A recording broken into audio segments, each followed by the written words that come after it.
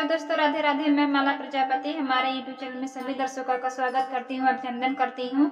आज मैं एक बहुत ही प्यारा विवाह गीत लेकर आई हूँ। अगर आप सभी को अच्छा लगे तो प्लीज लाइक करना, कमेंट करना और मेरे चैनल को सब्सक्राइब करना।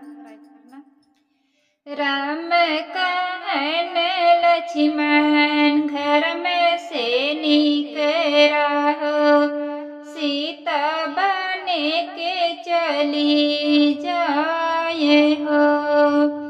राम कहन लक्ष्मण घर में से निकरा हो, सीता बने के चली जाए हो।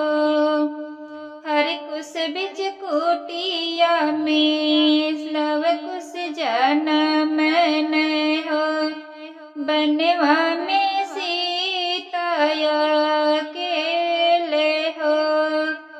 हरि कुश बिच कुटिया में लव कुश जन्म न हो, बनवा में सीता अकेले हो। घोड़वा चढ़ल राम से लक्ष्मण, लव कुश के लिए उठाए हो। घोड़वा चढ़ल राम से लक्ष्मण, लव कुश के लिए उठाए हो। के कर आया तुही उलरू से दुलरू हो, के कर लगला भतीजे हो। के कर आया तुही उलरू से दुलरू हो, के कर लगला भतीजे हो। कवन मायरिया कखिया जन्म तुली है लाहो, के कर लागला पुत हो। कवन मायरिया कखिया जन्म तुली है लाहो, के कर लागला पुत हो। राजा दशरथ जी के उलरू से दुलरू हो, लक्ष्मण के लागिला भतीजे हो।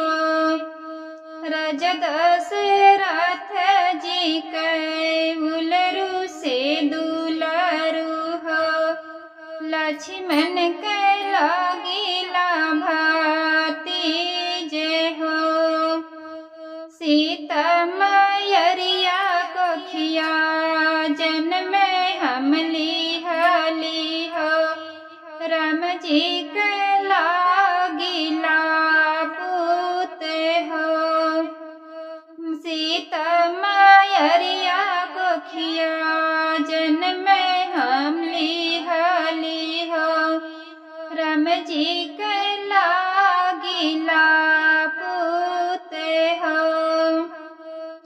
इतनी वचन सुन राम जी से लक्ष्मण, लव कुश के घोड़वा बैठाए हो।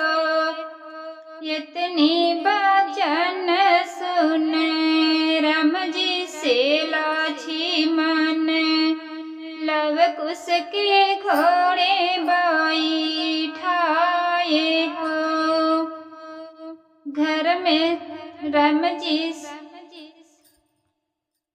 जब तू ही ये बेटा बन बीच खेल्या हो, कहाँ गईनी माइया तू हारे हो।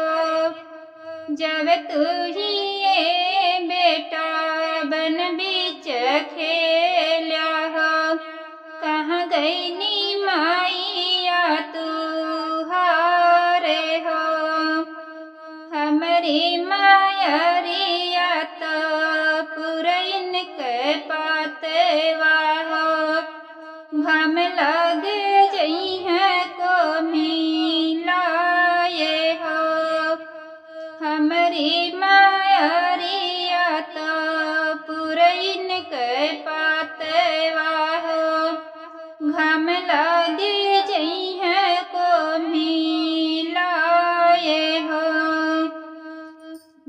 अपनी झोपड़िया मैया लिपि के ढरती हो। आई गई न पिताजी हमारे हो। लिपि दे तू मोरी मैया अपनी झोपड़िया हो। आई गई न पिताजी हमारे हो। फट जई तू धरती मैया हमके समवाव तू हो। नहीं देखत हरी पप के मुख हो।